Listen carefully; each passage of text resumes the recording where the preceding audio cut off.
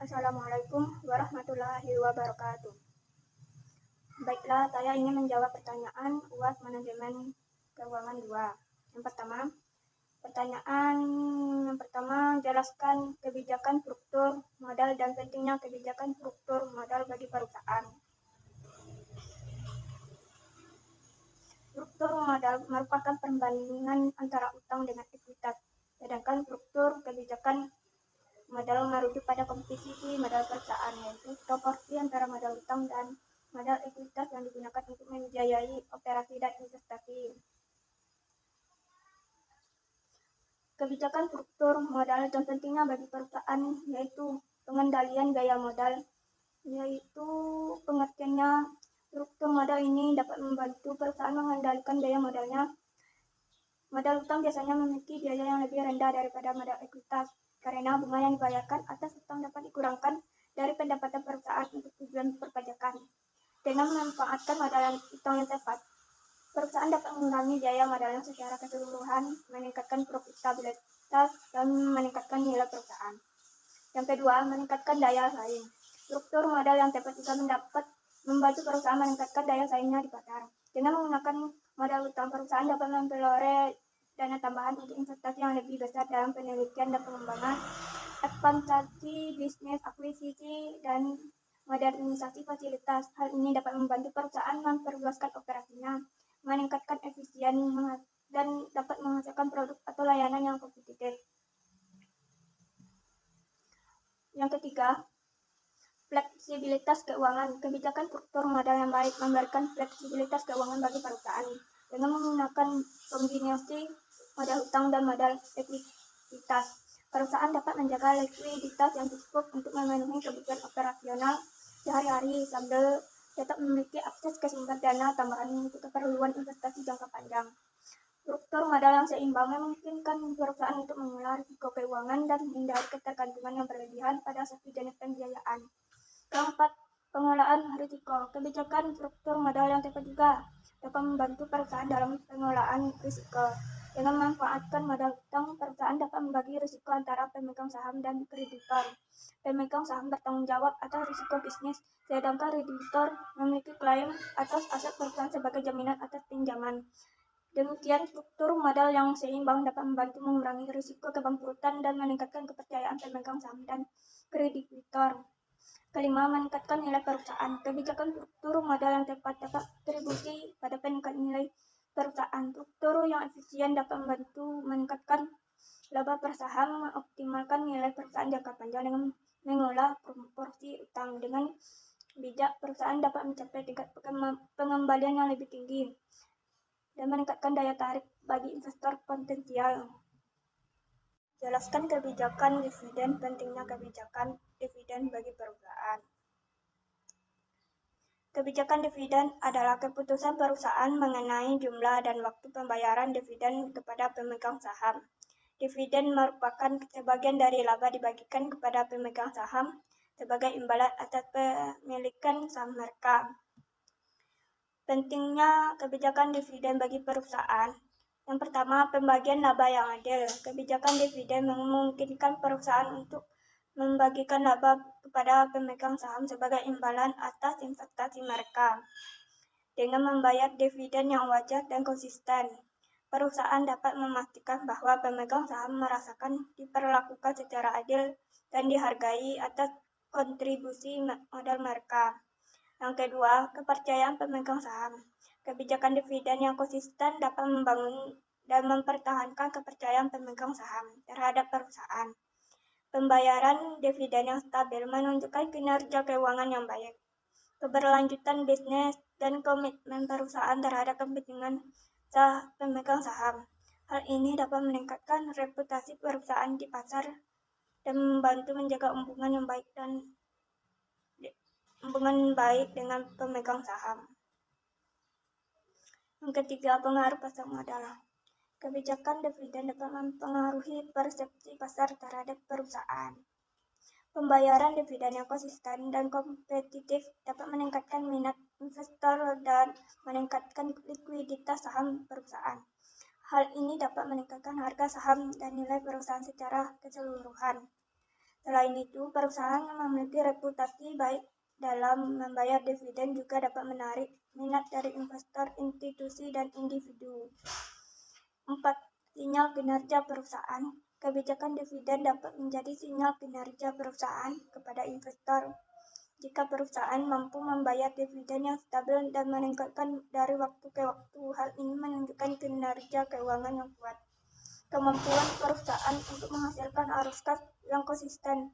Sinyal ini dapat meningkatkan kepercayaan investor dan memperkuat persepsi positif terhadap perusahaan. Kelima, manajemen modal dan pertumbuhan. Kebijakan dividen juga mempengaruhi manajemen modal dan pertumbuhan perusahaan. Jumlah dividen yang dibayarkan akan mempengaruhi jumlah dana yang tersedia untuk berinvestasi dalam bisnis atau mengembang baru.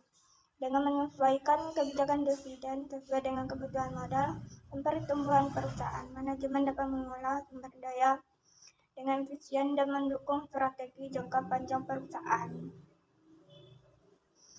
Yang ketiga, jika Anda menjadi manajer keuangan berdasarkan teori struktur modal, kebijakan struktur modal apa yang akan Anda pilih untuk perusahaan Anda yang bergerak di bidang manufaktur? Jelaskan mengapa Anda memilih teori tersebut.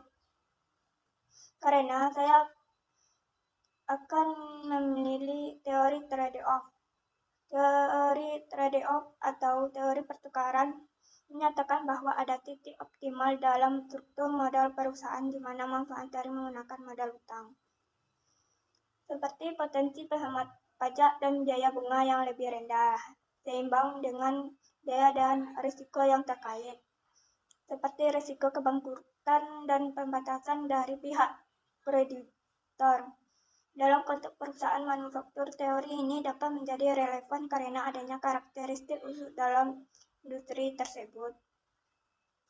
Berikut adalah mengapa saya memilih teori trade-off dalam memilih kebijakan struktur modal untuk perusahaan manufaktur. Pertama, pajak dan biaya bunga. Perusahaan manufaktur biasanya memiliki aset yang dapat dijadikan jaminan bagi pinjaman, seperti fasilitas produksi atau inventaris. Dalam hal ini, menggunakan modal utang dapat memberikan keuntungan dalam hal potensi penghematan pajak. Bunga yang dibayarkan atas pinjaman dapat dikurangkan dari pendapatan kena pajak, mengurangi jumlah pajak yang harus dibayar perusahaan. Yang kedua, fleksibilitas keuangan. Dalam industri manufaktur, kebutuhan akan modal untuk membiayai investasi dalam mesin dan peralatan, meningkatkan produksi, riset dan pengembangan, serta ekspansi internasional bisa menjadi penting dengan menggunakan modal utang. Perusahaan dapat mempertahankan likuiditas yang cukup untuk memenuhi kebutuhan operasional sehari-hari dan tetap memiliki fleksibilitas dalam mengelola kas. Dalam hal ini, struktur modal yang mengandalkan campuran modal, saham, dan modal utang dapat memberikan fleksibilitas yang dibutuhkan. Yang ketiga, risiko kebangkrutan. Seringkali memiliki tingkat risiko operasional yang lebih tinggi dibandingkan dengan industri lainnya, dan struktur modal dapat membantu mengelola risiko kebangkrutan.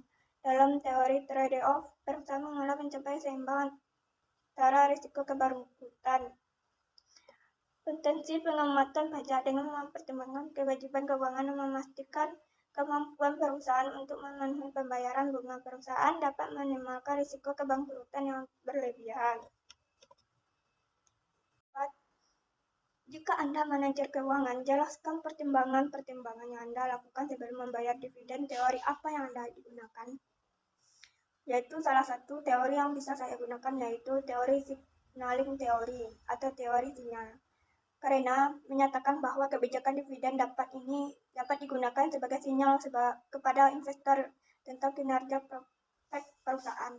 Dalam konteks pertimbangan yang saya lakukan sebelum membayar dividen akan melibatkan analisis terhadap kinerja keuangan, kemudian kebutuhan modal, prospek pertumbuhan, dan preferensi pemegang saham.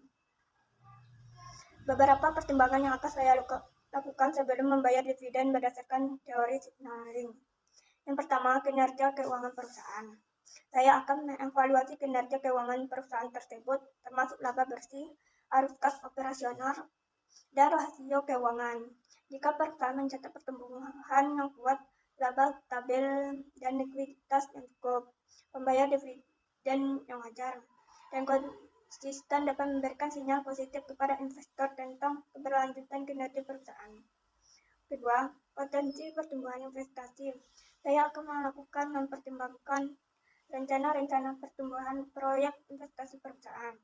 Jika perusahaan memiliki peluang pertumbuhan yang menarik, membutuhkan modal untuk mendukungnya, lebih bijaksana untuk menahan sebagian laba untuk berinvestasi dalam bisnis, karena dapat mengurangi pembayaran dividen atau menunda pembayaran dividen. Sinyal bahwa perusahaan memiliki rencana pertumbuhan ambisius dan ingin menggunakan laba menghasilkan nilai jangka panjang. Preferensi pemegang saham. Saya akan mempertimbangkan preferensi pemegang saham, terutama para pemegang saham yang lebih mengutamakan pendapatan dividen daripada pertumbuhan modal. Jika perusahaan memiliki basis pemegang saham yang dominan dengan preferensi dividen yang tinggi, pembayaran dividen yang konsisten dan wajar akan memberikan sinyal bahwa perusahaan memperhatikan dengan pemegang saham tersebut. 4. Struktur modal dan kewajiban keuangan. Saya akan mempertimbangkan struktur modal perusahaan dan kewajiban keuangan yang ada. Jika perusahaan memiliki utang yang signifikan atau kewajiban keuangan yang akan datang, pentingnya untuk memastikan bahwa pembayaran dividen tidak akan mengganggu kemampuan perusahaan untuk memenuhi kewajiban tersebut. Dalam hal ini, kebijakan dividen yang bijaksana akan mempertimbangkan keseimbangan antara kebutuhan pemegang saham dan kestabilan keuangan perusahaan. 5. Perspektif pasar dan reputasi perusahaan. Saya akan memperhatikan perspektif pasar dan reputasi perusahaan melalui pembayaran dividen yang konsisten, memberikan kesan positif kepada pasar, dan mencerminkan komitmen perusahaan terhadap pembagian laba yang adil. Ini dapat memperkuatkan citra perusahaan dan meningkatkan kepercayaan investor. Setelah saya akhiri pertanyaan dan jawaban manajemen keuangan ini, saya ucapkan atas dan perhatiannya, saya ucapkan terima kasih. Wassalamualaikum warahmatullahi wabarakatuh.